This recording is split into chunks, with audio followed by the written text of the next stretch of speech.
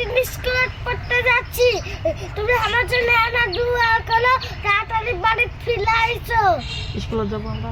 আমরা স্কুলে যাবো। তোমার লেখেন ছোট বাচ্চা না, ওখানে পড়াশোনা করছে। আসসালামু আলাইকুম। আসসালামু আলাইকুম। প্রিয় বন্ধুরা, আজকে নতুন স্কুল এখানে নিয়ে যাচ্ছি।